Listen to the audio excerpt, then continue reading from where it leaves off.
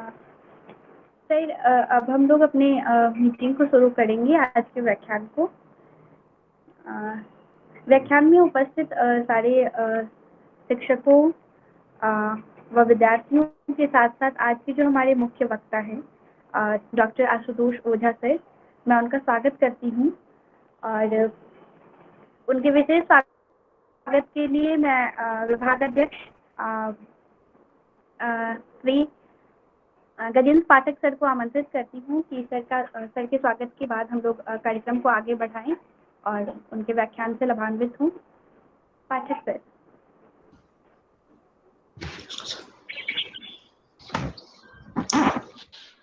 हिंदी विभाग की तरफ से आयोजित इस विशिष्ट व्याख्यान में विभाग की तरफ से मैं डॉक्टर आशुतोष ओझा जी का हार्दिक स्वागत करता हूं। यह विषय महामारी और मनुष्यता आज के लिए कितना उपयोगी और प्रासंगिक है, इसे अलग से बताने की जरूरत नहीं है। निश्चय ही यह व्याख्यान इस दुखद वातावरण में जिससे पूरी दुनिया और विशेष रूप से हमारा देश गुजर रहा है, हम सबके लिए बहुत उपयोगी होगा। आपका बहुत बहुत स्वागत है। आपने समय निकाला इस मुश्किल समय में। डॉक्टर का जो समय है आज की तारीख में कितना कीमती है, इससे हम सब परिचित हैं। बहुत स्वागत है आपका।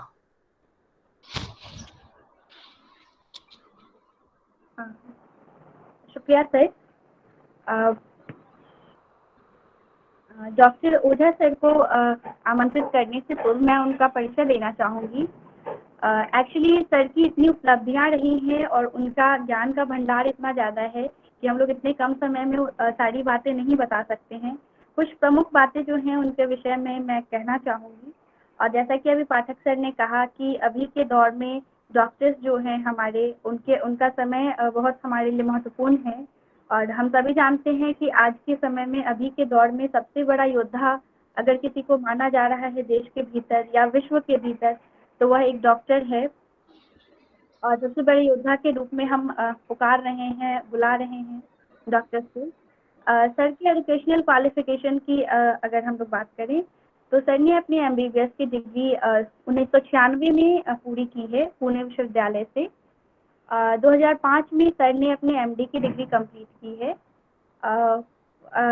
INHS अश्विनी मुंबई यूनिवर्सिटी करके संस्थान है, वहाँ से। 2009 में सर ने अपने डिप्लोमा की डिग्री जो कि hospital and health care management में है from symbiosis centre for health care, वहाँ से सर ने पूरी की है अपनी पुणे से। 2009 में ही एक और डिप्लोमा की डिग्री है सर की, जो है diploma in medico legal system from the same institution. और 2013 में सर ने अपना post doctoral certificate degree course complete किया है, जो डायलिसिस मेडिसिन के विषय में है। और वो सर उन्होंने Guwahati medical college IGNOU new Delhi से कंप्लीट किया है, जिसमें सर फर्स्ट रैंक रहे हैं, फर्स्ट रैंक सर का रहा है। सर ने अपनी सेवा इंडियन आर्मी के भीतर बतौर मेडिकल ऑफिसर के रूप में दिया है और लंबे समय तक दिया है। 1997 से लेकर के 2019 तक सर ने अपनी सेवा दी है। वहाँ पे अलग अलग बैच में सर ने मेडिकल ऑफिसर के बतौर, वहाँ पे असिस्टेंट प्रोफेसर के बतौर सर ने अपनी सेवा दी है। सर के अचीवमेंट बहुत सारे हैं, अवार्ड सर ने बहुत हासिल किया है अपने इतने दिनों के करियर में, जिसमें United Nations forces medical officer commendation in 2009 for meritorious services in military contingent Congo sir का एक अवार्ड है। Indian Eastern Army appreciation for effort to eradicate malaria and successful treatment across North East India in 2012, ये award sir को मिला है। आगे sir के कई सारे और अवार्ड्स हैं, अगर उन सब के विषय में बताया जाने लगे तो समय काफ़ी लगेगा। और सर को सुन करके फिर सर उनके ज्ञान और उनके उपलब्धियों के विषय में हम जानेंगे। तो मैं सर को आमंत्रित करती हूँ। सर, आपका बहुत बहुत स्वागत है और हम लोग आपके लाभान्वित हैं। एक कुछ में आप प्लीज। धन्यवाद प्रियंका।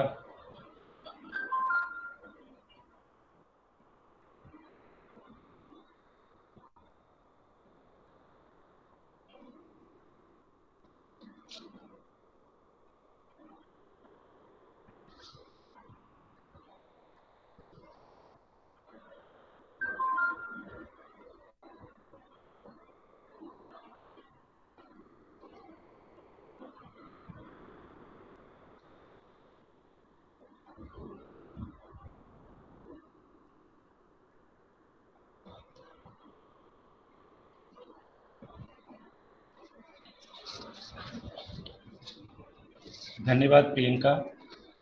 मैं आदरणीय विश्वविद्यालय हैदराबाद का खास करके धन्यवाद करता हूं, जो कि प्रधान संरक्षक भारत के राष्ट्रपति जी, मुख्य संरक्षक श्रीमती तरिसीमा बहन जी, राज्यपाल एवं चांसलर जस्टिस रेड्डी, सबके अनुभवी मार्गदर्शन में उत्तरोत्तर बढ़ रहा है।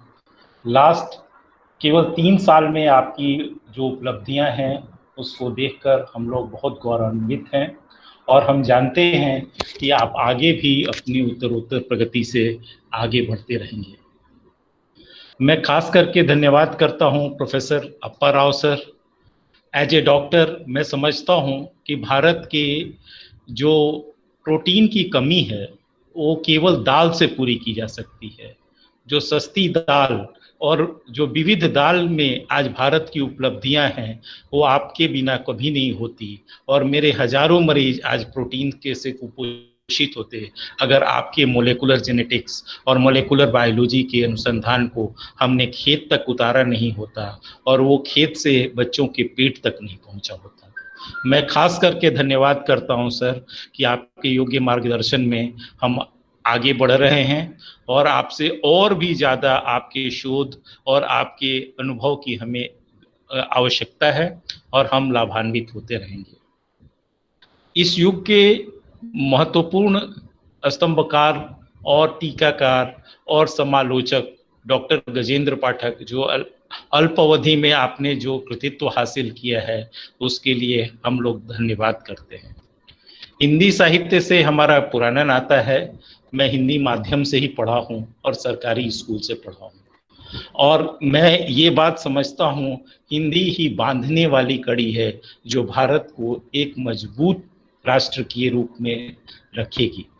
आपके स्वल्प काल में आपने जो फणीश्वरनाथ रेणु जी का कार्यक्रम किया, हिंदी शिक्षकों के स्किल अपलिफ्टमेंट के लिए जो कार्य किया और जो विद्यार्थी गणों के शोध में जो गुणवत्ता का कार्यक्रम किया है उसके लिए हम लोग सभी आश्चर्यजनक प्रसन्नतापूर्वक आश्चर्यचकित हैं और आपसे और उम्मीद करते हैं कि आप और इसको ऊंची जगह पे ले जाएं और धन्यवाद आपको करते हैं। मैं अपना डिस्क्लोजर ये देना चाहता हूं, मैं भारत सरकार का एक पेंशनर हूं, यूनाइटेड नेशन का वॉलंटियर हूं और प्रोफेसर हूं, डॉक्टर प्रैक्टिस में हूं, लर्नर और रिसर्चर हूं। मेरा इस व्याख्यान में कोई व्यवसायिक या पारिश्रमिक के तौर पर कॉन्फ्लिक्ट ऑफ इंटरेस्ट नहीं है। फर्दर टू मैं ये भी आपको घोषित करता हूं कि यह मेरा लेक्चर सुनने वाले और विद्यार्थियों के इस कठिन परिस्थिति में सुशिक्षित करने के उद्देश्य से किया गया है, जिसमें ये हम चाहते हैं कि एकेडमिक्स, बिजनेस और पॉसिबल ह्यूमन ग्रोथ में इस महामारी के जो सीख हमें दी है वो आगे बढ़े और लोगों के काम आए।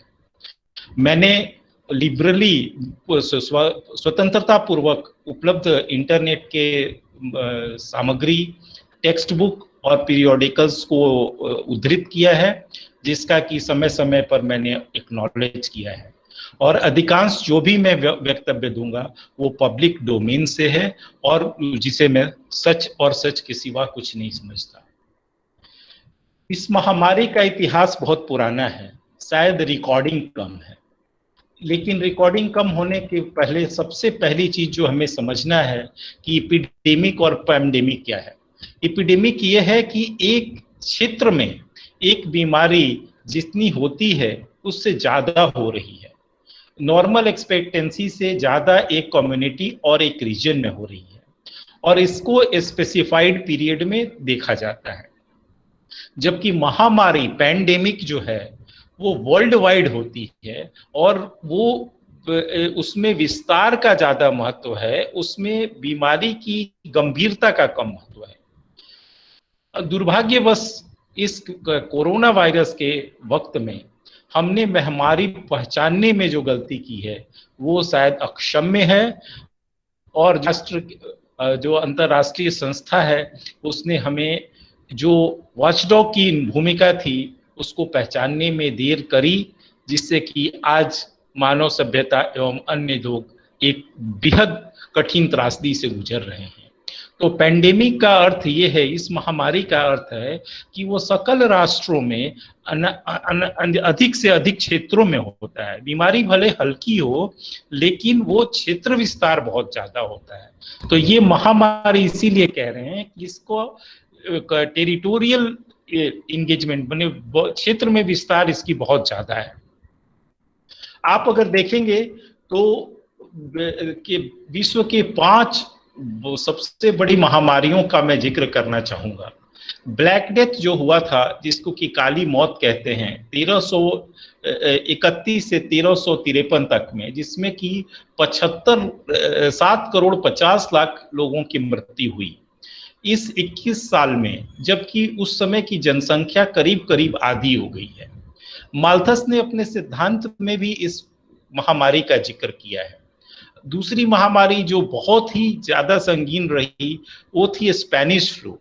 स्पेनिश फ्लू 1918 से 1920 में ही 1 करोड़ लोगों का जान लिया, और ये एक बहुत संक्रामक थी और छोटे वक्त में फैली और बहुत ज्यादा फैली।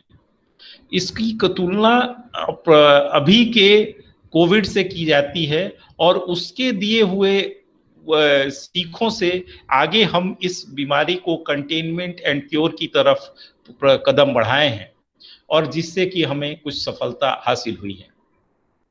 अगर आप देखेंगे तो अन्य महामारियां जो इसके आसपास की हैं वो कम नहीं रही, और खास करके जो स्वाइन फ्लू था 2010 में जो हुआ, वहाँ पे HIV महामारी, उसके बाद से जैपनिक एन्केफेलाइटिस जिसमें कि करीबन 1 लाख मौतें हुई। और मुझे ऐसे भी मौका मिला एज ए फिजिशियन और इंटरनेशनल एक्सपर्ट इबोला देखने का, जिसमें केवल 12,000 मौतें हुई, लेकिन कॉन्सेंट्रेटेड एक गांव के गांव साफ होते देखा, और अचानक लोगों को ब्लीडिंग हुआ और उन्होंने अपना दम तोड़ दिया। तो महामारियों का असर एकदम अचानक होता है, बहुत डिवास्टेटिंग, बहुत ज्यादा आक्रामक और विनाशकारी होता है, और इसीलिए ये जरूरी है कि उनको समय पे पहचाना जाए और नियंत्रित किया जाए। अगर वो नहीं हुआ तो डिवास्टेशन बहुत ज्यादा होती है। अगर आप देखेंगे तो कोविड रिलेटेड डेथ्स भी करीब करीब पूरे विश्व में 20 लाख से के करीब मौतें हो चुकी हैं। अगर आप देखेंगे कि डेडलीस्ट पैंडेमिक में तो ब्लैक डेथ जो हुआ था, जिसके बारे काली मौत के बारे में कहते हैं, उस समय पूरी जनसंख्या विश्व की 1 खरब से भी कम थी, और उसमें 1300 ईस्वी में हुआ 51% मोर्टेलिटी था, जिसमें कि 2 करोड़ लोगों की जानें गई। आप समझ सकते हैं कितनी आक्रामक थी। और कोविड के साथ दूसरी जो है स्पेनिश फ्लू जो 1919 का है, उस समय करीबन 1.82 खरब आबादी थी उस समय विश्व की, और 1919 में हुई, जिसमें करीबन 45 लाख ये 4.5 करोड़ लोगों की मृत्यु हुई, और स्वल्प काल में हुई, और इसमें केवल 2.5% एरिया इन्वॉल्व रहा और इतनी फास्ट डेथ हुई। सिमिलरली कोविड से अगर आप कंपेयर करें तो करीबन 8 खरब की आबादी के संदर्भ में करीबन इतनी मौतें हो चुकी हैं और अभी और वेव्स आने बाकी हैं। आक्रामकता एवं विनाशकारिता में ये शायद एक नायाब है, लेकिन आज मानव जाति वैज्ञानिक ज्ञान के आधार पर इसको नियंत्रित करने में सक्षम है, जिसको कि हम आगे समझेंगे। ग्लोबल पेंडेमिक फ्लू जो मॉडल था वो 1901 में ग्लोबल माइक्रोबायोलॉजिस्ट एसोसिएशन ने इसे अप्रूव किया, मेंबर स्टेट्स ने स्वीकार किया और WHO को यह जनादेश था कि वो इस पे वो कार्य करे। तो आप इसमें देखते हैं कि इंटर एपिडेमिक पीरियड में support and emergency management capacity development local होता है। उसके बाद IHR फेज होता है, international regulation mechanism and registry, जिसमें कि मेंबर स्टेट्स को ये बताना आवश्यक होता है कि हमारी कितनी बीमारी है और कितना हम बढ़ रही है, किस तरह से इसको हम कंटेन करेंगे। और इसमें अनिवार्य रूप से एंटीवायरल्स या एंटी माइक्रोबियल्स का देना अनिवार्य है। और इसके अलावे रेगुलेटरी प्रिपेयर्डनेस, मतलब कि आवश्यक प्रतिबंधित करना, क्षेत्र से लोगों को प्रतिबंधित करना, जो इसके यात्रियों को चिन्हित करके उनको क्वारंटाइन करना, ये सब अनिवार्य है। उसके बाद से पेंडेमिक फेज आती है, जिसमें कि ग्लोबल रिस्क असेसमेंट होता है और पेंडेमिक होती है। लेकिन आप जो नोटिस करेंगे, जो मेरे पहले स्लाइड में आपने देखा कि 13 मार्च के पहले तक WHO उसको एपिडेमिक मानता रहा और 10 मार्च को पहली बार मीटिंग हुई, मेंबर्स स्टेट्स डेलिब्रेशन जो हुआ वो समेकित होने के अलावे के बदले संक्षिप्त रहा और उसके बाद से 13 तारीख को उन्होंने कहा कि एक पेंडेमिक हो गया। तो जो मुख्य कैसे इसको पहचाना जाए, तो पहचानने का है कि पहला चीज है कि इन्वेस्टिगेशन जब होता है, पहला चीज है इन्वेस्टिगेशन, रिकॉग्निशन, इनिशिएशन। और इस फेज को में जो है इसको आपको क्षेत्रीय रखना है। इस स्टेज में अगर फैल गया तो आज की हालात हो जाती है, इंटर ग्लोबल हो जाता है और पूरा वाइड स्प्रेड ह्यूमन इन्फेक्शन हो जाता है और रिकरेंट इवेंट्स होते हैं और विनाशकारिता इतनी बढ़ जाती है। तो ये जो मॉडल था अनफॉर्चुनेटली इसको फॉलो नहीं हो पाया।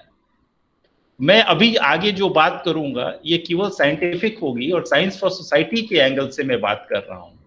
तो आप यहाँ पे क्या देख रहे हैं कि daily number of cases non intervention में क्या होगा कि ये बढ़ता जाएगा और अचानक यहाँ पे एक प्लेटू होगा।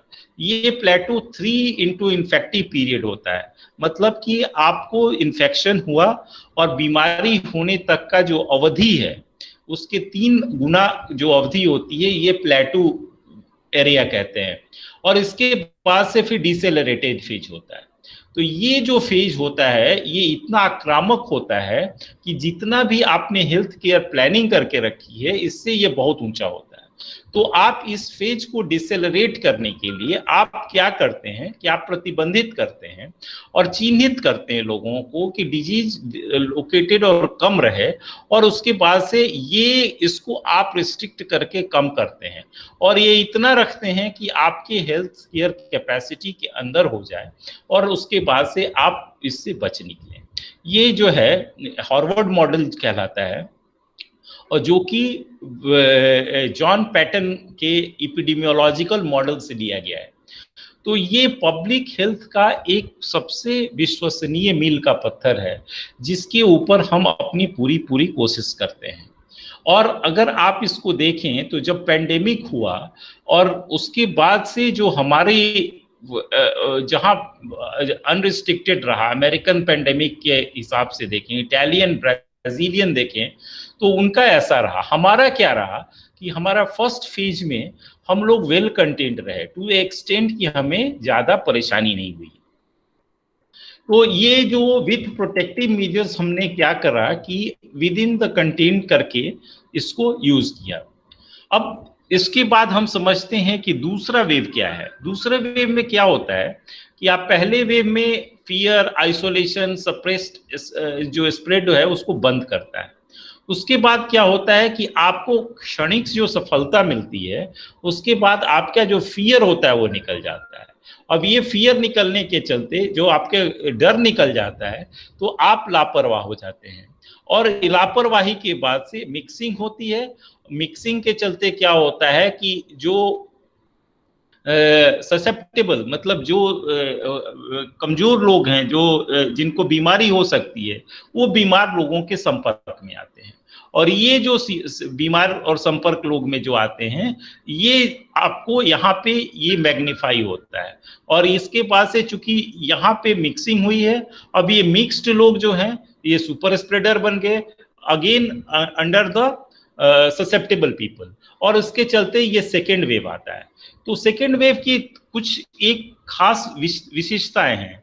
पहली विशेषता ये है कि ये फर्स्ट वेव की तरह कैटास्ट्रोफिक एंड फास्ट नहीं होता, और दूसरा चीज है कि फर्स्ट वेव में फटाफट नीचे भी आता है, लेकिन इसमें जो होता है कि ये धीरे धीरे आता है, बड़ा एरिया कवर करता है, डिवास्टेशन काफी होता है, और ये डिवास्टेशन के बाद से जो डिक्लाइन होता है वो भी धीरे धीरे होता है।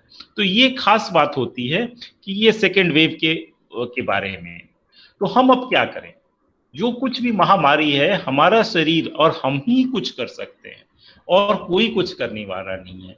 और इसे संस्कृत के दिव्य ज्ञानों में कहा गया है, शरीर ही पहला कारण है कोई भी काम करने का।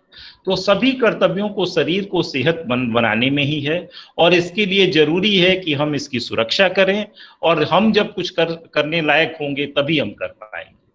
तो हम क्या करें? इसके लिए इसके थोड़ा सा वैज्ञानिक तरह से समझना पड़ेगा कि ये बीमारी में क्या होता है।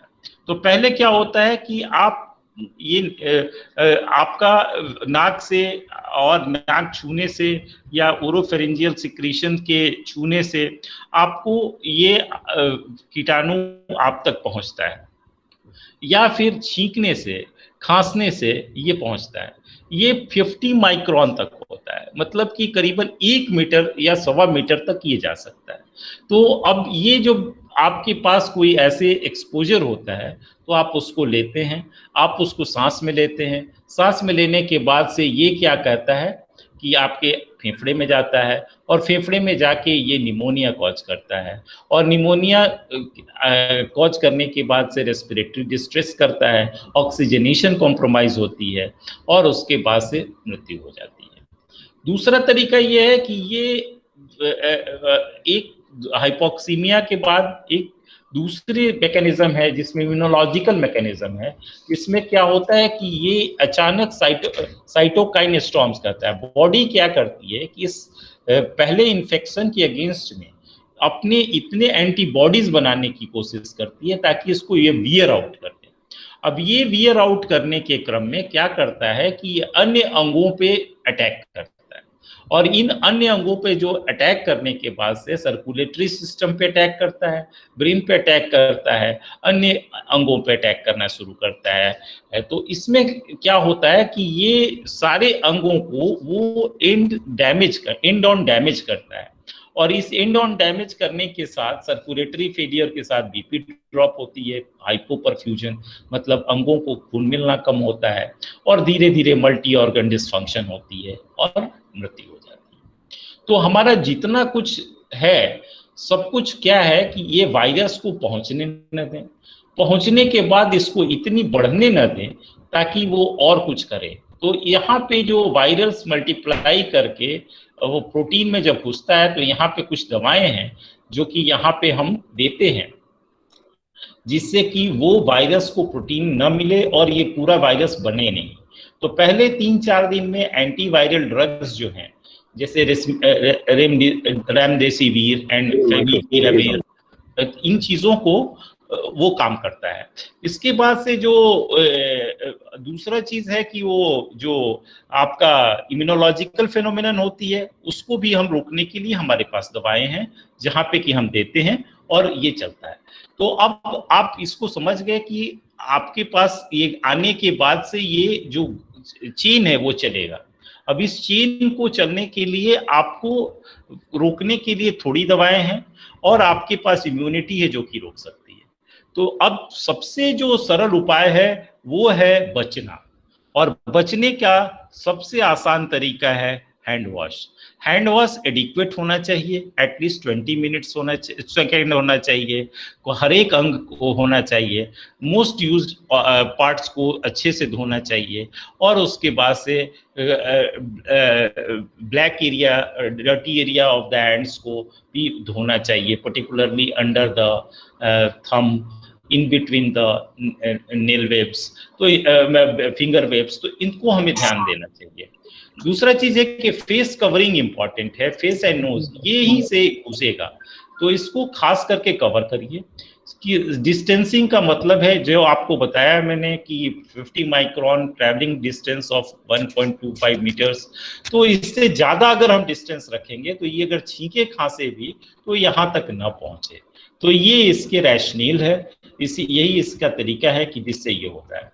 तो इसके प्रिवेंशन के लिए क्या है कि सबसे पहला washing, avoiding of crowding, cover, then cook thoroughly cooked meals, and don't touch the areas which are possible such as the nose, eyes and mouth. तो ये आपका इंपॉर्टेंट एस्पेक्ट है। तो लोगों की भ्रांतियां हैं कि आउटसाइड सोशल डिस्टेंसिंग और with in social distancing, with in house social distancing क्या अलग अलग है, लेकिन इस दोनों का कंसेप्ट सेम है। और इसके बारे में कोई भी सोशल मीडिया में भी पोस्ट आए थे और व्यक्तिगत प्रश्नों के चलते मैं इस स्लाइड को लाया हूं कि आपका घर का सोशल डिस्टेंसिंग और बाहर का सोशल डिस्टेंसिंग सेम है और दोनों 6 फीट है, और इसका ख्याल रखना। और इसको इस तरह से आपको देखना है कि हाथ से धोना, स्नीजिंग, कफिंग रोकना, क्लोज कॉन्टैक्ट से दूर होना, और वक्त से मेडिकल हेल्प। और आप कैसे इसको रोकते हैं, तो ये बड़ा सरल सा है, ब्रेक द चेन। और ब्रेक द चेन में आप क्या देखते हैं कि जहां पे बढ़ता जाता वहीं से रोको, और कोई चारा नहीं। क्वारंटाइन में क्या है कि जिन पे आप शक है उनको आप अलग करते हैं, जो बीमार हैं ताकि और ना फैलाएं। और इसमें कितना रखना है तो as per the initial protocol 42 days थे, 3 ऑफ द इन्फेक्टिव साइकिल। बाद में ऐसा महसूस किया गया कि 2 इंटू इन्फेक्टिव साइकिल 28 दिन भी पर्याप्त है। तो इसके बाद से अभी 28 दिन क्वारंटाइन का कंसेप्ट है। तो ये, और अगर आपके पास ये बीमारी होती है, कफ है, सांस लेने की तकलीफ है, तो आपको तुरंत मेडिकल लाभ लेना पड़ेगा, मेडिकल लेना पड़ेगा, ये आपका आवश्यक है।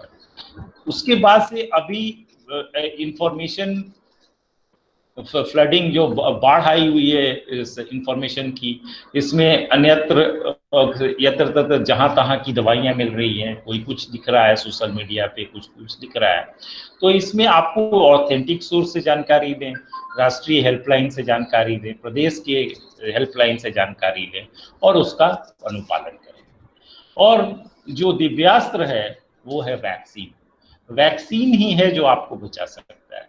वैक्सीन में even first dose of vaccine can reduce the chances of infection by 59%. Both the doses taken and 2 weeks spared, it saves 97% safety of severe disease. Even if the small infection होती है, हल्की बुखार ये होती है, तो आप तुरंत ठीक हो जाएंगे। जानलेवा बीमारी होने का खतरा बहुत थोड़ा है। तो वैक्सीन आज का समय की मांग है और आज इसको बहुत गंभीरता से भारत ने लिया है।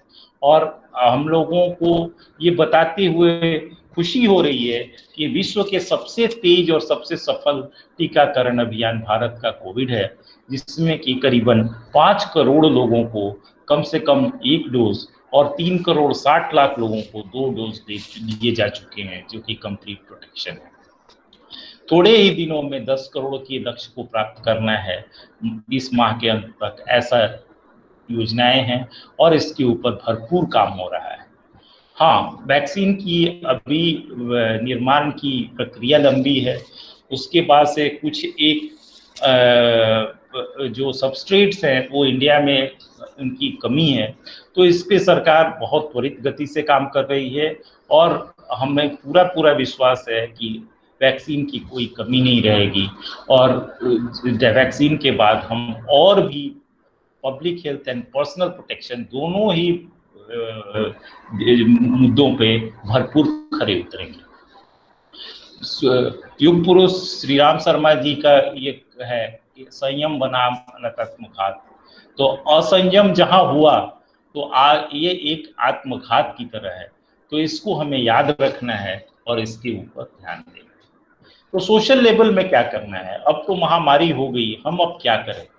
तो सबसे पहला जो है, जो सब चीज सबसे पहला अनाउंस हुआ था, प्रोएक्टिव कम्युनिटी बेस्ड टेस्टिंग। ये जो घटना हुई थी, मुझे याद है कि ये 17 मार्च को वो वहाँ यूएस में इसको किया गया और इसका रेप्लिकेटिंग मॉडल जो कि भारत में था और काफी सक्सेसफुल था, जिसे भीलवाड़ा मॉडल कहा जाता है, ये भारत में प्रयोग किया गया और सफलतापूर्वक प्रयोग किया गया और जिसके चलते भारत में बीमारी को कंटेन करने के लिए काफी सहायता मिली। तो इस भीलवाड़ा मॉडल क्या था, इसके बारे में हम 2 शब्द समझें। इसमें क्या हुआ कि थोड़े से क्षेत्र में ये बीमारी फैली थी, तो वहां के जो जिलाधिकारी महोदय ने क्या किया कि उस क्षेत्र को कंप्लीटली क्वारंटाइन कर दिया, लोगों को रोक दिया उस क्षेत्र को, और वहां पे एक्टिव सर्वेलेंस शुरू किया गया। उस समय एंटीजन बेस्ड टेस्ट उतने होते नहीं थे और आरटी-पीसीआर की उपलब्धता बहुत कम थी, क्योंकि प्राइमर उस समय चाइना से इंपोर्ट होता था।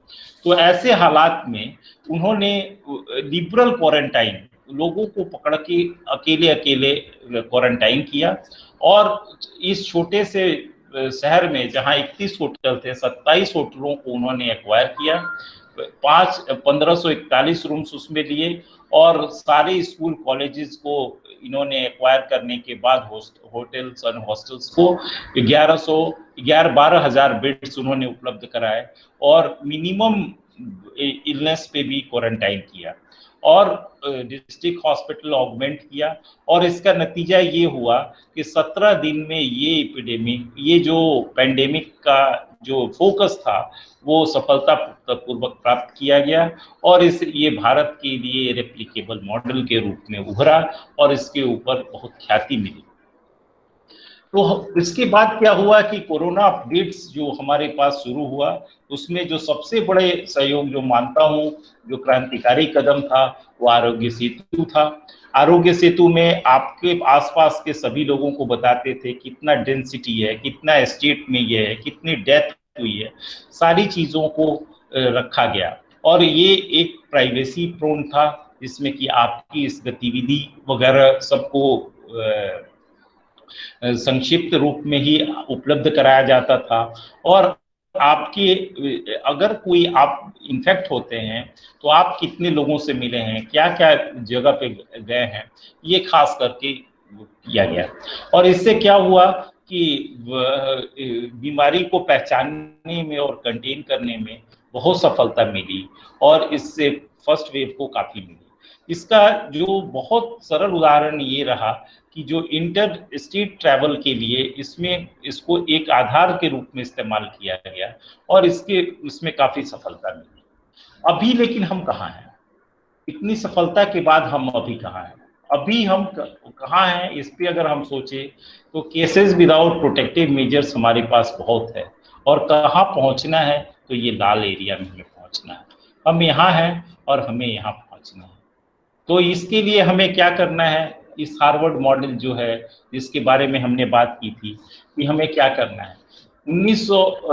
1 साल पहले जब पहली वेव आई थी तो हमारे ऊपर वर्ल्ड बैंक के मैंडेट फॉर्म में क्या बोला, expand the lab capacity to diagnose the diseases. आज हम लोग सफलतापूर्वक कह सकते हैं कि हमारी कैपेसिटी इतनी है कि हम अभी डायग्नोसिस कर सकते हैं और एडिक्वेट स्क्रीनिंग कर सकते हैं। Direct antigen test, rapid antigen test, primer based test, और इनकी भारत में उपलब्धता बहुत ज़्यादा है। हमारी प्रॉब्लम क्यों हुई है, टेस्ट में क्या प्रॉब्लम है? प्रॉब्लम ये है कि हम इसको डाटा ट्रांसपेरेंसी और इसकी सेफ्टी के ख्याल से, पब्लिक हेल्थ मेजर के ख्याल से हम ICMR के साइट में अपलोड करके रिजल्ट देते हैं, और इसमें हमारी को टीथिंग प्रॉब्लम आरंभ में हुई थी। लेकिन माननीय उच्च न्यायालय नागपुर ने जो आदेश दिया कि आप इसके लिए रोक नहीं सकते, आप करते रहिए, तो उसके बाद से जो ये टीथिंग प्रॉब्लम था ये दूर हो गया। टेस्टिंग किट्स एंड वेंटिलेटर्स आज हमारे पास प्रॉब्लम है क्योंकि हमारे पास फ्लश आ गया, इसमें हमारा प्रॉब्लम आया। आइसोलेशन वार्ड में जो है उसमें भी हमारे पास प्रॉब्लम है, हमारे पास भरपूर नहीं है, और इसके लिए चूंकि हमारा सेकेंड वेव जो था वो बहुत फास्ट आया और इसमें बातें हुई। और क्या इंडियन रिसर्च, डेफिनेटली रिसर्च हमारा बहुत हुआ, हम लोगों ने अपने बहुत सारे त्वरित अनुभव के आधार पे ये किया, जैसे प्लाज्मा थेरेपी पे वर्ल्ड जब प्लाज्मा थेरेपी पे काफ़ी जोर दे रहा था, तब तक हमारे पास अक्टूबर में इतने डेटा आ चुके थे कि हम उसका पहले ही डिस्कार्ड कर दिए। प्रोन वेंटिलेशन पे जो हमारा रिसर्च था वो भी काफ़ी नायाब रहा, उससे अनेकानेक जीवन रक्षा हुई और इससे हम लोग और आगे बढ़े। जब आप देखेंगे, मैं ये स्लाइड मेरा पुराना है, 7 अप्रैल तक का है, कि second wave surpass the first wave, ये बात सही है। यहाँ 1 लाख तक दे रहा है, लेकिन सही ये है कि हम 3 लाख से ज़्यादा केसेस एक्टिव डिजीजेस हैं, और उसके बाद से 7 डेज एवरेज जो है वो भी बहुत ज़्यादा है। तो ये बात कहने के लिए आराम से हम कह सकते हैं कि सेकेंड वेव हमारा और भी स्ट्रॉन्ग आया है। लेकिन हमारा सोल्यूशन क्या है? तो हमारा सोल्यूशन जो सबसे पहला है वो पर्सनल प्रोटेक्शन है। अभी जो जब हम कोताही नहीं बरतेंगे, पर्सनल प्रोटेक्शन रखेंगे, तो हमारा चांसेस ऑफ इन्फेक्शन बहुत कम हो जाएंगे। और इसके बाद से हमारा क्या होगा कि हम जब खुद बचेंगे तो हम दूसरे के लिए स्प्रेडर नहीं बनेंगे, दूसरा भी बचेगा, दूसरा भी बचा तो तीसरा भी बचेगा, और इस तरह से जो चेन बनने वाली है वो हम तोड़ देंगे और हम उसके लिए सफलतापूर्वक काम करेंगे। टारगेटेड स्क्रीनिंग और कंटेनमेंट करें जहां पे हो गई है। इस बार हम आपने देखा राज्य का लॉकडाउन नहीं है, जिलों का लॉकडाउन है। 150 districts with so many percentage of the cases पर लाख पॉपुलेशन हमने क्राइटेरिया बनाया। राज्यों को लॉकडाउन का कोई औचित्य नहीं था, और जहां पे भी लॉकडाउन होती है, जहां पे भी होती है, वहां एक्टिव सर्वेलेंस होना जरूरी है। अगर ये दोनों चीज नहीं होती है तो फिर सफलता नहीं मिलेगी। तो स्क्रीनिंग एंड कंटेनमेंट एक बहुत व्यापक रूप में हुआ और चालू है, और मुझे विश्वास है कि थोड़े ही दिनों में इसकी आशातीत परिणाम जरूर मिलेगा। नीड बेस्ड इंफ्रास्ट्रक्चर यूज एक बहुत जरूरी बात है।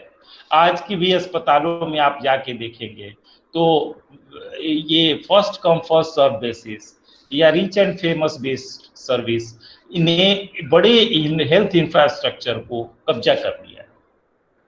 अगर आप अनुपातिक तंत्र के आधार पे देखेंगे तो ये बात आपको आराम से पता लगेगी कि 15% of the all infected cases require hospitalization, and out of these 15% cases only 50% cases require oxygen.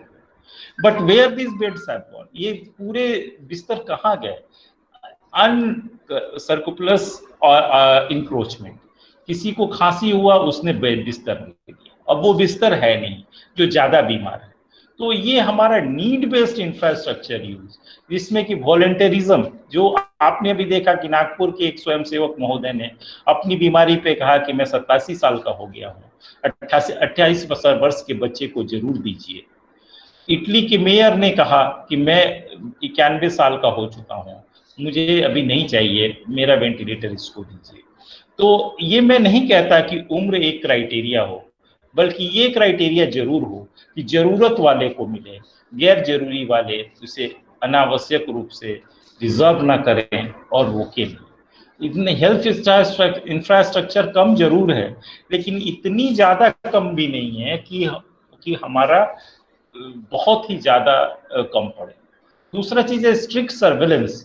Surveillance एक महत्वपूर्ण है, क्योंकि स्प्रेडर एक अगर आप पकड़ते हैं तो उसके बाद से आप अनेकानेक लोगों को बचाते हैं।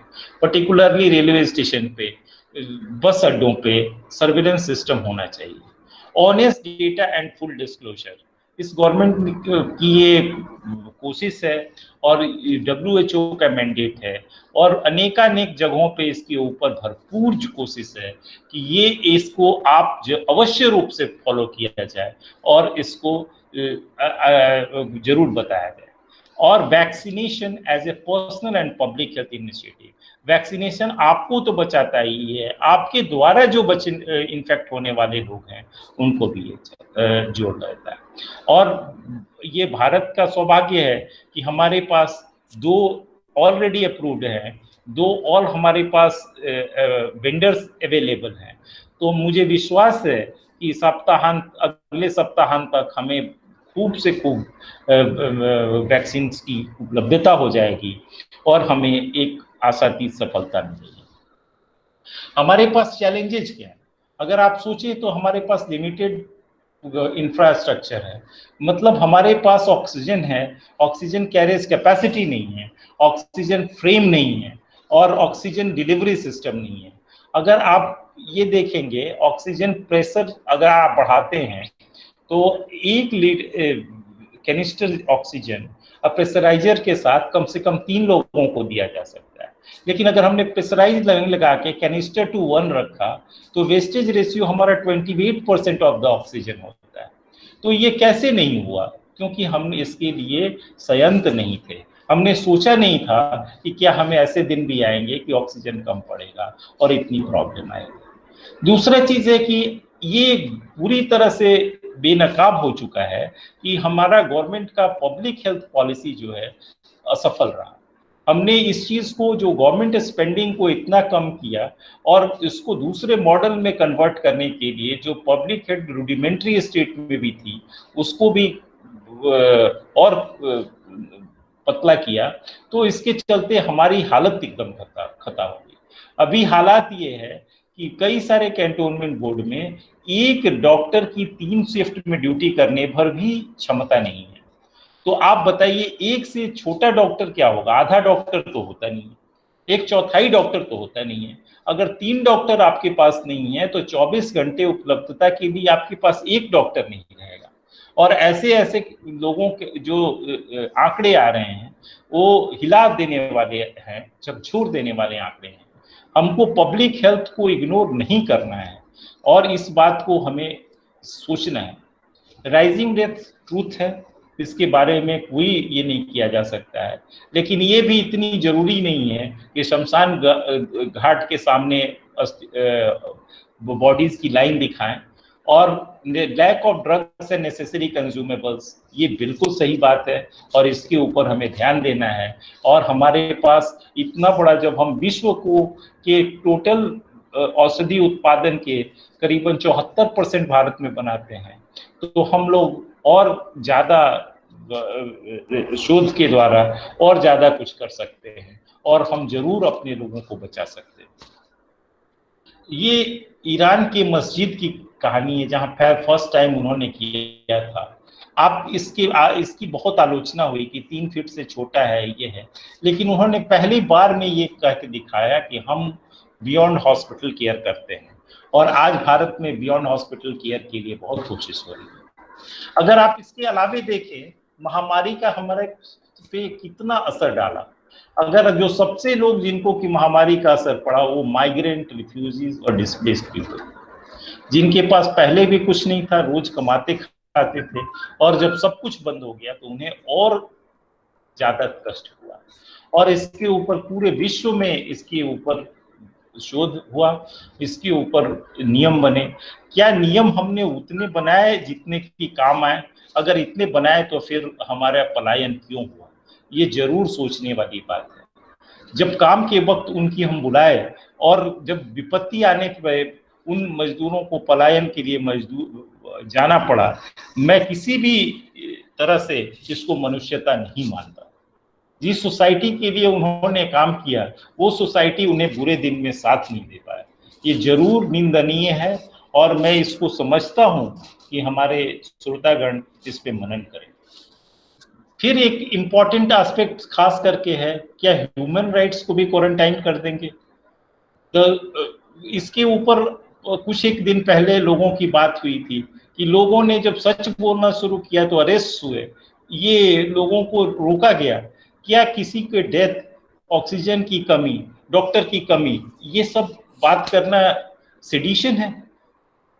ये गलत है, हम इसको नहीं मानते और इसके ऊपर खास करके कोशिश करते हैं कि none of the human rights can be quarantine because all things are important.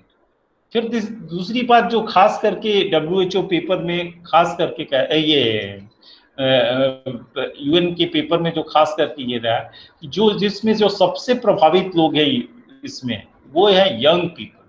Young people क्यों प्रभावित हैं? खास करके वही ब्रेड अर्नर्स थे, education, economic opportunity, health, wellbeing, सब कुछ उनका दाव पर लगा। यही लोग जो थे अनएम्प्लॉयड हुए, precarious job contract, working arrangement सारे कुछ हो गए, सोशल प्रोटेक्शन भी इनके पास नहीं था, वॉलंटियरिज्म, इनोवेशन कोई भी तरह से भी इनको प्रमोट नहीं किया जा रहा है।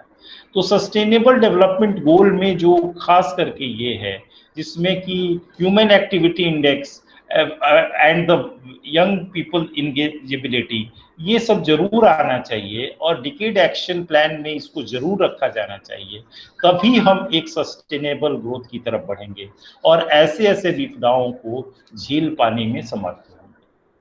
और अभी सबसे बड़ा खतरा क्या है?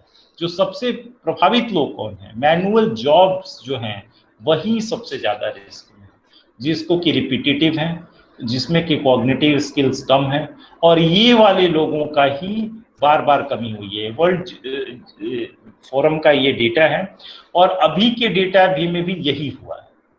तो अब क्या होगा, कहाँ पे हम जाएंगे? तो आज की लॉकडाउन, सोशल डिस्टेंसिंग होगा, फेज रीओपनिंग हुआ, इकोनॉमिक रिकवरी हुआ और फिर हम लोग inclusive growth and resilient economy की तरफ बढ़ेंगे। लेकिन आप अगर सोचें तो आपके पास MSME डेटा जो चाइना का आया है, उसमें इन्होंने क्या देखा कि क्या रिहैबिलिटेशन थोड़े वक्त में संभव है? तो बिल्कुल संभव है। कैसे? कि आप देखिए कि जो प्रोपोर्शन था एग्रीकल्चरल एम्प्लॉयबिलिटी का, जो कि प्री कोविड लेवल में 28 था, ये यूहान का डेटा है खास करके जहाँ पे हुआ है, जो कि 3 महीने में केवल गवर्नमेंट एफर्ट के द्वारा केवल 3 महीने में 1/3 से करीबन कंप्लीट हो गया है। इंडस्ट्री में, बिजनेस में, रेजिडेंशियल में, हर जगह पे काम हो गया। तो क्या ये रिजम्पशन पॉसिबल है? जरूर पॉसिबल है, बशर्ते कि हम इस पे काम करें। हमारा अभी कहाँ है, बहुत सारे इश्यूज हैं जिस पे कि हमें काम करना है, daily Vaser, industry specific measures, बहुत सारे इश्यूज हैं जिस पे काम करना है। लेकिन जो मुख्य रूप से मैं ये मानता हूँ कि जब हम काम करने भी लगेंगे तो हम कहाँ पहुंचेंगे? 75% ऑफ द पीपल रिटर्न, उसके पास है 24% return to the work and still facing labour shortage. 75% आए और 80% लोग जो आए उसमें से भी 24-25% इंडस्ट्रीज को लेबर शॉर्टेज रहा। प्रोडक्टिविटी क्या हुआ? प्रोडक्टिविटी फिर भी कम हो गया। क्यों ऐसा कम हुआ? क्योंकि जो इंगेज लोग थे वो नए थे और प्रोडक्टिविटी सेंट्रिक नहीं थे, उस चीज को समझ नहीं पा रहे। इंटरप्राइज इनोवेशन, इंटरप्राइज वैल्यूज, बहुत सारे इश्यूज जो थे इसमें वो समझ नहीं पाए थे। ये डेटा मैंने वर्ल्ड रिपोर्ट्स ऑन मैकिंस्की से लिया है और ये believe to be true. What we see today, आज हम क्या देख रहे हैं, जो हम बार बार जो डेटा हम समझ रहे हैं, क्या हम ये मिराज को क्लीन कर रहे हैं या वाकई इकोनॉमी को क्लीन कर रहे हैं? ये बात हमें अभी देखना बाकी है। ये बात सही है कि हम यहाँ पे नहीं हैं, ये अतिशयोक्ति है, लेकिन ये बात भी सही है कि हम यहीं पे हैं। हम वहाँ पे नहीं हैं जहाँ की ये मिराज जितना ल्यूक्रेटिव है उतना लग रहा है। हमें यहाँ से आगे जाना है और आगे जाने के लिए हमें कोशिश करना है।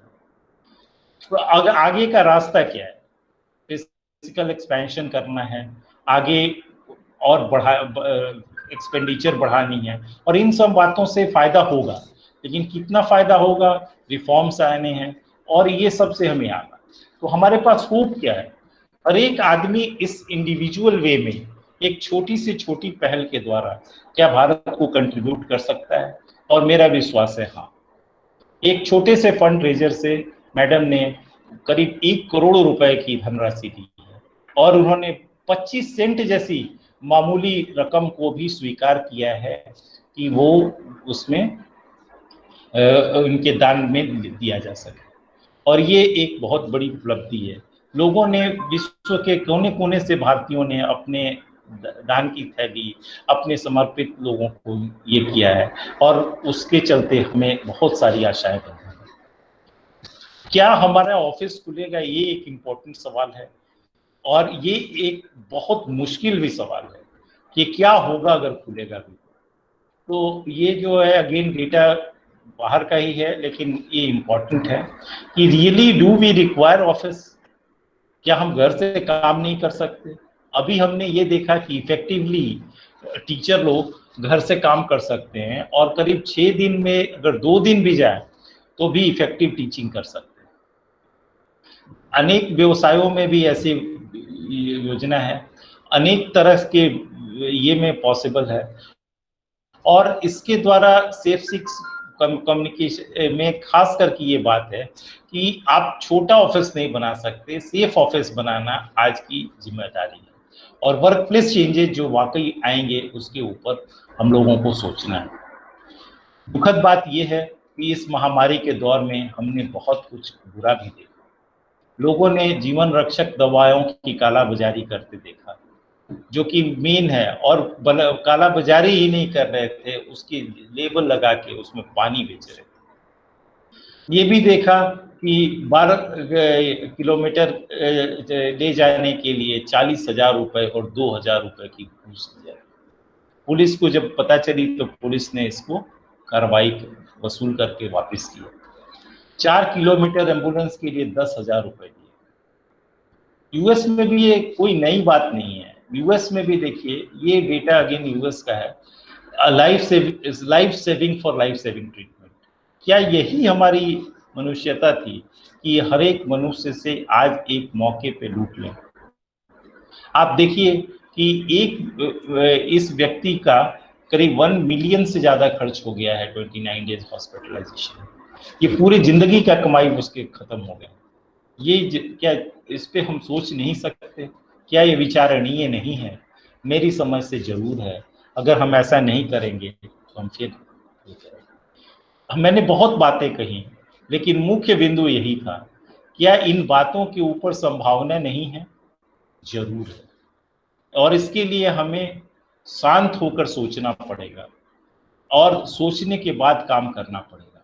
और इसके लिए संभावना ये है कि हमने जो देखा है कि हमारा जो फर्स्ट एडवांस एस्टीमेट था -7.7% GDP, क्या हम अगली बार 11 ले जाएंगे?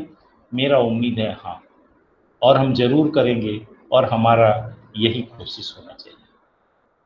हमारा सबसे बड़ा अवसर क्या मिला? हमने डिजिटाइजेशन, डिजिटल जॉब, ये अगेन डेटा माइक्रोसॉफ्ट का है। इसमें उन्होंने कहा है कि जो सबसे बड़ी संभावना बढ़ी है एक्सेलरेटेड ग्रोथ की, वो है कंप्यूटर क्षेत्र में, और इसमें नॉलेज इंडस्ट्री में आज भी सबसे ज़्यादा है। अगर आपको विश्वास होगा तो आप खुद देखेंगे कि हमारे जो एजुकेशन क्लाउड हैं, हमने 1% भी उसका इस्तेमाल नहीं किया है। हमारे पास क्लाउड में इतनी संभावना है, cyber security, privacy, learning, artificial intelligence, अनेक संभावनाएं हैं, हर एक में हमें करना है। तो मनुष्यता जो है आज भी मतलब चुनौती दी गई है, हारी नहीं, हमें जीतना है। तो आज इस वैश्विक महामारी में मैं व्यक्तिगत रूप से महसूस करता हूँ कि ये हमारा एक जीवन भर की एक अनुभव है, जिसको कि हम आत्मसात करें। हम ये कोशिश करें कि इसके ऊपर हम काम करें और लोगों को शिक्षा दें। ये बात सही है कि मुश्किल वक्त में मुश्किल लोग ही सफल हुए हैं, और ये खास करके बहुत ज़रूरी है। तो ये खास करके बहुत ज़रूरी है। दूसरा महत्वपूर्ण बात मैं खास कर ये कहूंगा कि वॉचडॉग जो हमारा था WHO must be watchful. His sleeping costed too much of the humanity. You may not agree, आप इस मेरे से शायद पूरी तरह सहमत नहीं होंगे, लेकिन ये बात सहमत होने की है कि अगर हमें पता होता, इन्होंने अगर ऑनेस्टली काम किया होता, तो हम इसको कंटेन करने में बहुत सफल होते. बहुत सारे वैश्विक घटनाएं हुई जो कि एक्सेलरेटर और local promoter of the infection की तरह काम की, और अगर हमने इसको समझा होता, समझते, तो ये करेंगे. तो अगले बार में राष्ट्रीयता के ऊपर मानवता है और मानवता के लिए समर्पित विश्व संस्थाएं हों जो कि अपने काम का निर्वाह करें और हमें सफलता दिलाएं. Socially we should be prepared for the rainy day. ये नहीं है कि व्यक्तिगत रूप से काम करना, जो सोशल प्लस इंडिविजुअल मॉडल जो कि हमारे पास था, मिक्स्ड मॉडल, वो आज भी सफल हो सकता है. हमको फिर उसको पुनरुद्धार, पुनर्जीवन करने की आवश्यकता है. And last but not the least की सक्सेस जो है वो छोटे वक्त पे सेलिब्रेट मत करिए, तब ही सेलिब्रेट करिए जबकि पूरी आप जंग जीत चुके हो. हमने जो छोटी चीज की जो क्विक बातें हुई आज, इसके बारे में हमें जो घटनाएं हुई वो हमें दुखद है और जो कि हमारे लिए आगे के लिए एक बहुत बड़ी सबक है. और मैं फिर ये कहना चाहता हूँ, हमारी जो शक्ति है ये हमारे लोग हैं और इन्हीं लोगों के लिए और इन्हीं के द्वारा हम फिर जीतेंगे. और इन शब्दों के साथ मैं उन कोरोना वॉरियर्स को सलाम करता हूँ, नमस्कार करता हूँ, जिनके दम पे आज ये मानवता कुछ सोचने के लिए सक्षम है. उन वैज्ञानिकों को मैं नमस्कार करता हूँ जिन्होंने अपनी नींद, अपनी आराम सब कुछ छोड़कर मानवता के बारे में सोचा और काम किए. और मैं फिर से डॉक्टर साहब को धन्यवाद करता हूँ कि उन्होंने एक बहुत मुबारक मौका दिया मुझे आपसे मुखातिब होने का. और मैं अभी अपने शब्द को विराम देता हूँ. अगर आपको कोई प्रश्न है तो आप मुझे से जरूर पूछिए. बहुत शुक्रिया सर. सर आपने जो प्रेजेंटेशन किया था सर वो शेयर नहीं किया आपने हमारे साथ. प्रेजेंटेशन तो अभी था ना, शेयर नहीं हो रहा है. नहीं सर, वो प्रेजेंटेशन नहीं तो हुआ है इसलिए. नहीं, आप प्रेजेंटेशन में आपको ईमेल कर दूं, क्या करना है? सर अभी जैसे प्रेजेंटेशन शो नहीं हो सकता है, वो लैपटॉप में होगा ना आपके? हाँ हाँ मेरे पास है वो, तो कोई दिक्कत नहीं. सर तो उससे कनेक्ट करते अगर तो प्रेजेंटेशन आ जाता. अभी आ रहा है ना? हेलो. नहीं सर, प्रेजेंटेशन नहीं शो हो रहा है. प्रेजेंटेशन शेयर नहीं हो रहा है? नहीं सर.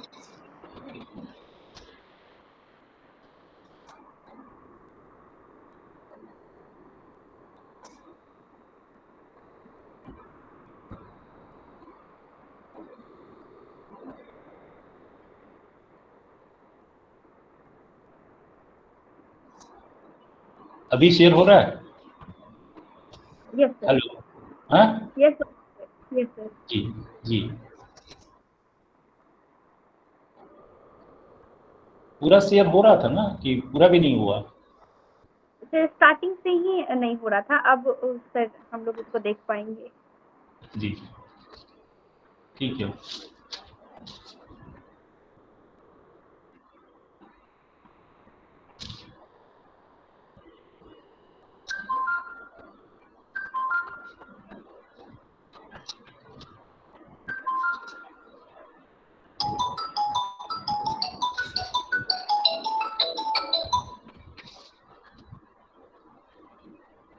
हेलो. जी सर. ठीक है मैडम. Yes sir. मैं प्रेजेंटेशन आपको ईमेल भी कर देता हूँ ताकि आप औरों को, बच्चों को दे सकते हैं. ठीक है सर, मैं वो शेयर कर दूँगी. जी.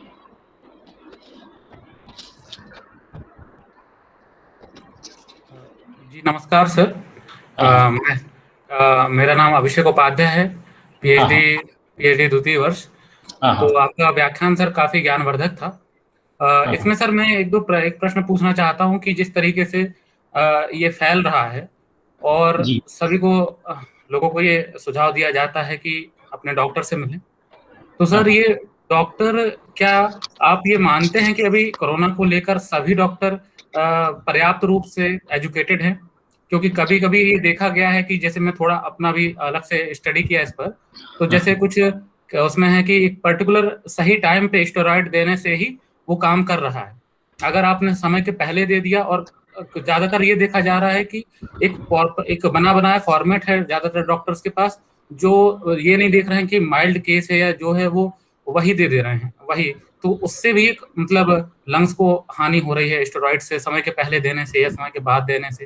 तो क्या डॉक्टर्स अभी पर्याप्त एजुकेटेड हैं इसकी मेडिसिन को लेकर? नहीं, अभी एक्चुअली हर एक स्टेट ने कोरोना अपडेट्स शुरू किया है। अभी महाराष्ट्र में Maharashtra university of health sciences की तरफ से हम लोगों ने कोरोना अपडेट किया, जिसमें कि 3 दिनों तक लगातार हम करते रहे अपने कार्यक्रम, और इसमें करीबन हमने 1,500 से 2,000 लोगों को ट्रेन किया। एक एक मीटिंग में करीबन 350 तक ज्वाइन हो सकते थे। उसके बाद से रिकॉर्डिंग बना के हम लोगों ने यूट्यूब पे भी डाला और ट्रेन करने की कोशिश करी। बाकी पैम्फलेट और ये भी हमने जारी किए हैं। तो मुझे ऐसा लगता है कि अधिकांश लोग इसके ऊपर प्राइम्ड हैं, जो फिजिशियंस हैं या जो जनरल प्रैक्टिशनर हैं। अभी कोई दूर दराज में ऐसे लोग हैं जो कि इनका लाभ नहीं लेते हैं, तो इस संभावना से इनकार नहीं किया जा सकता है कि वो गलत भी कर सकते हैं।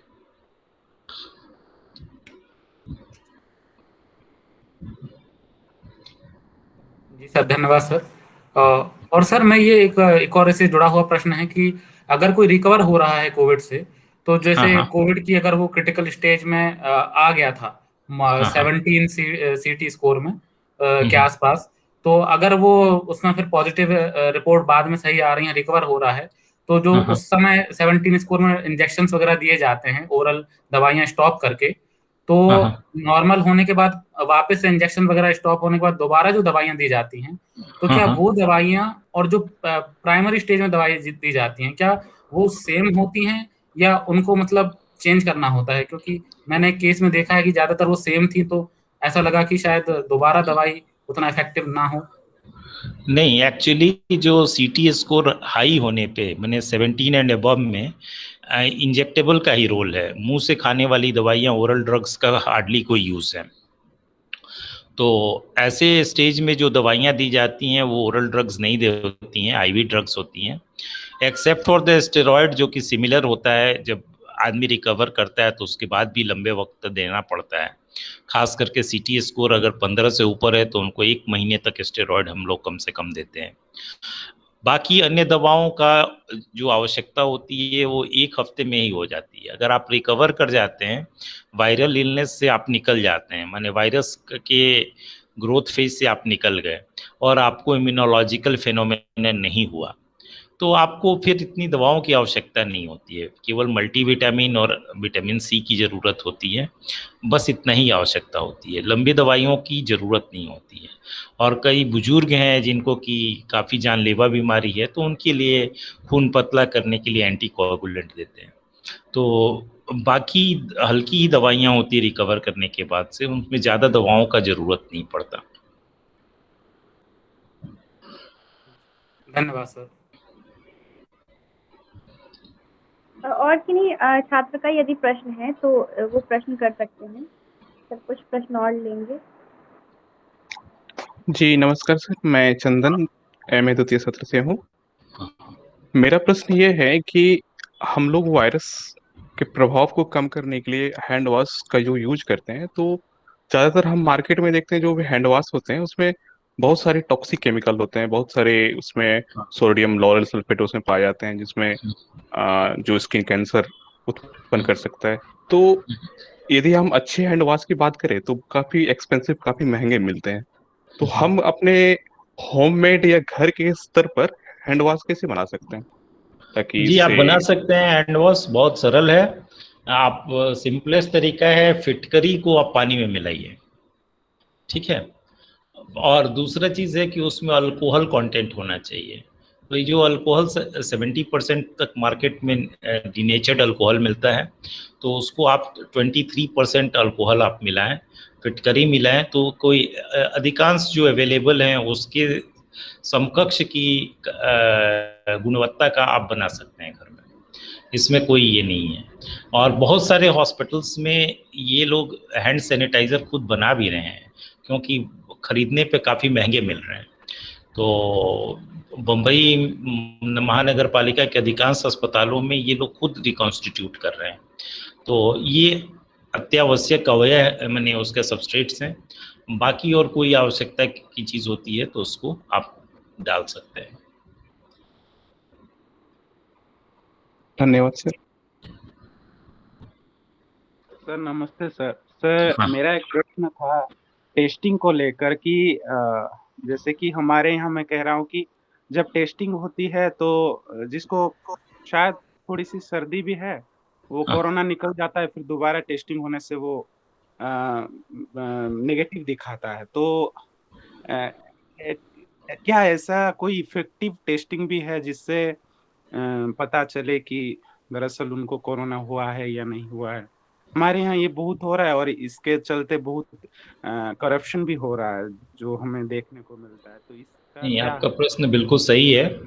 टेस्टिंग एक महत्वपूर्ण चीज़ है जिसके ऊपर की इलाज और क्वारंटाइन दोनों निर्भर है। तो पहला उसमें बात ये है कि डायरेक्ट एंटीजन टेस्ट या रैपिड एंटीजन टेस्ट है, तो उसका रिपोर्ट 5 मिनट के अंदर मिलता है। ये एक स्क्रीनिंग टेस्ट है, बहुत सस्ता है, और इसके स्ट्रिप्स जो हैं 150 रुपये से लेके 250 रुपये प्रति स्ट्रिप के भाव से मिल रहे हैं, और ये पब्लिक हेल्थ के लिए काफ़ी यूजफुल है।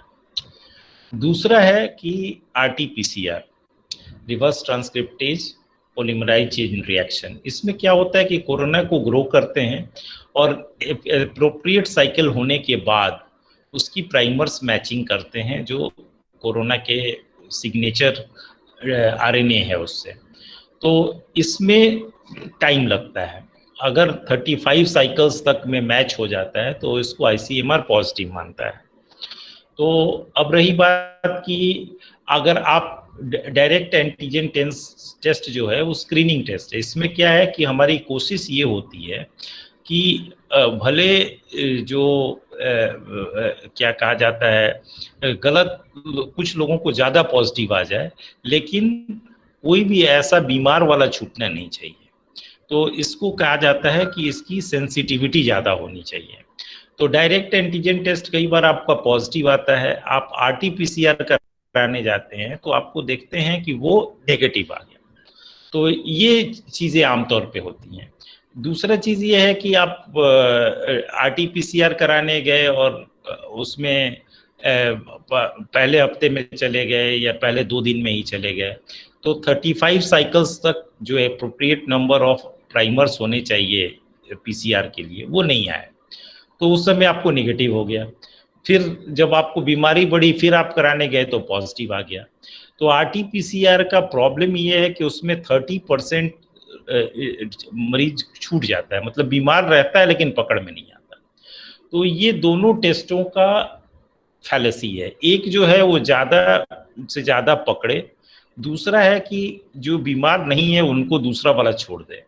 तो इन दोनों को मिला के अगर पढ़ा जाएगा तो उसके पास से डायग्नोस्टिक एक्यूरेसी काफ़ी बढ़ जाएगी।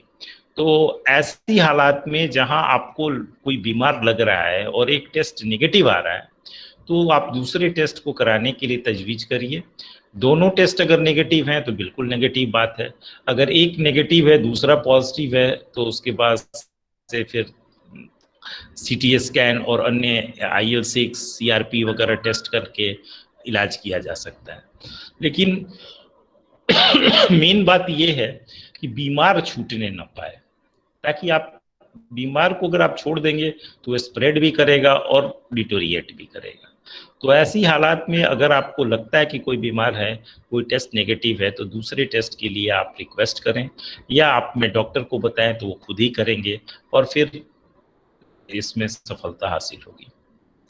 धन्यवाद सर। सर और एक सवाल है कि जो हम टीका लेते हैं वो क्या लाइफ लॉन्ग रहती है या फिर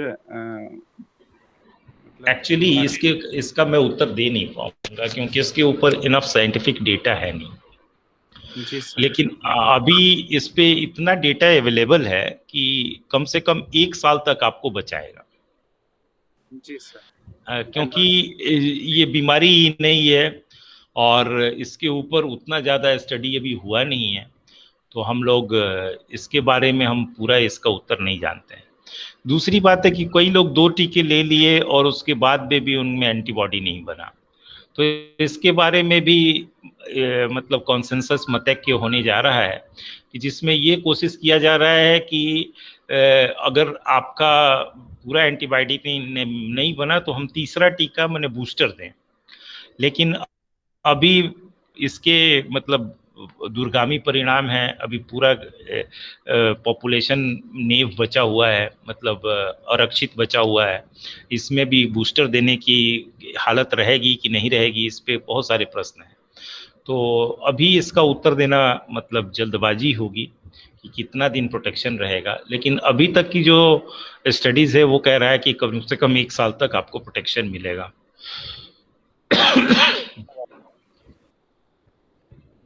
सर मेरा एक प्रश्न था। सर वैक्सीनेशन आपने बताया कि अभी जो है सबसे कारगर उपाय हो सकता है, तो कई बार न्यूज़पेपर्स में आ रहे हैं या हम लोग सुनने में मिलता है कि वैक्सीनेशन लेने के बाद किसी की डेथ हो गई या उसके अंदर जो है वो उसको बहुत सीरियस प्रॉब्लम्स हो गए, उसका मेंटल बैलेंस जो है वो बिगड़ गया। तो इसमें कितनी सच्चाई है और ये कैसे वैक्सीन जो है वो अलग-अलग बॉडीज़ में कैसे काम कर रही है? अच्छा सवाल है आपका, आपने बहुत अच्छा सवाल पूछा है। देखिए, इसमें बात यह है कि भारत में 4 या 5 ऐसे लोग केसेस रिपोर्ट हुए थे मार्च तक, मैंने जब खास करके ध्यान दिया था, जिसमें कि वैक्सीनेशन के विदिन 24 आवर डेथ हुए।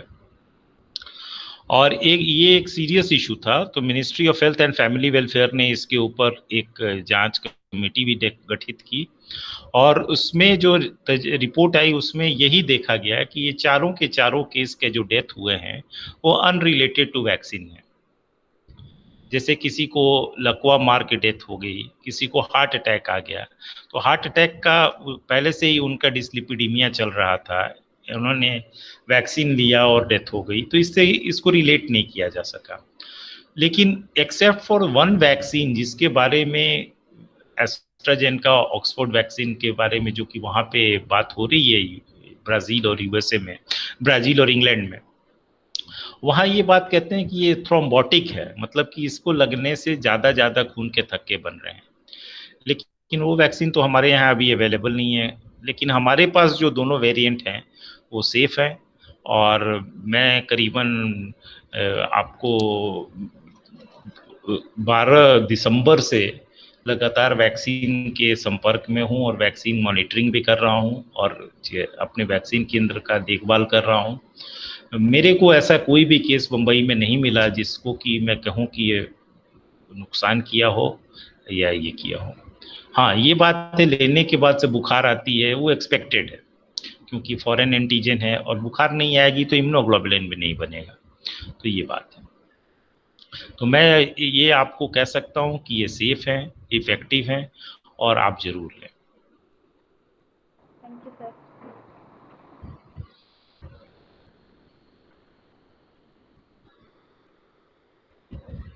और किसी का कोई सवाल है तो वो सर से पूछे, नहीं तो फिर हम लोग आगे बढ़ेंगे।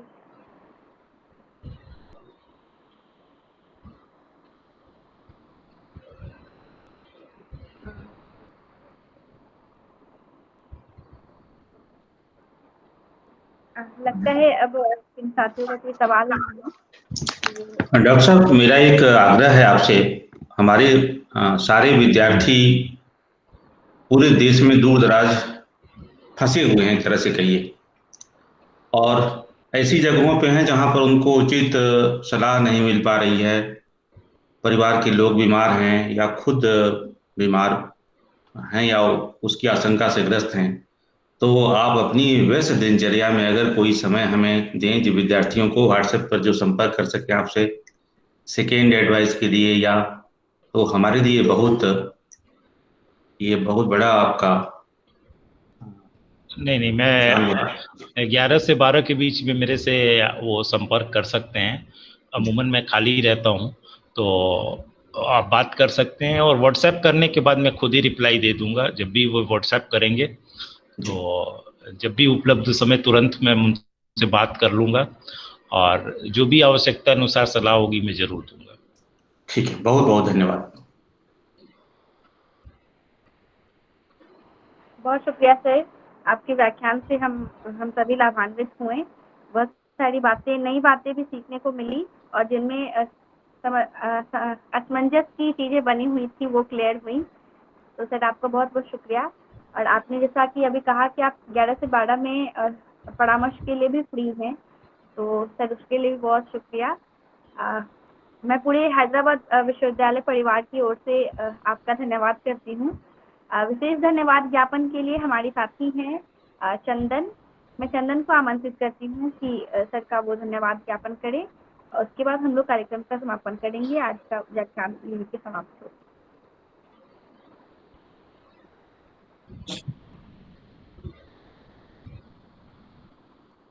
आपका बहुत बहुत धन्यवाद सर। आपने महामारी के संदर्भ में बहुत सारी चर्चा की, जो हमारे लिए हमारे लिए विशेष रूप से लाभदायक सिद्ध हुआ। और इसकी रोकथाम के लिए, इसके परहेज के लिए हम क्या कर सकते हैं, इसके बारे में भी आपने चर्चा की। तो इसके बारे में हम लोग आगे ध्यान रखेंगे, और उम्मीद करता हूँ सारे साथी भी ध्यान रखेंगे। तो मैं हमारे विश्वविद्यालय के सारे प्राध्यापक को भी धन्यवाद ज्ञापन करता हूँ, और सारे साथियों और हमारे जो सीनियर भैया हैं, दीदी हैं, सबको धन्यवाद करता हूँ। तो पाठक सर से अब मैं निवेदन चाहूंगा कि इस कार्यक्रम को समाप्त करने की आज्ञा दें। बिल्कुल, बहुत बहुत धन्यवाद डॉक्टर साहब, आपने अपना बहुमूल्य समय दिया। बहुत बहुत धन्यवाद, सबको शुभकामना। और मेरे को यही प्रार्थना है कि आप जरूर टीकाकरण का लाभ उठाइए, स्वस्थ रहिए, जहाँ भी रहिए। हिंदी के और अनेक विषयों के आप उत्तरोत्तर वृद्धि करिए, और शिक्षा को और ऊंचा करिए, यही हमारी प्रार्थना है। बहुत बहुत धन्यवाद।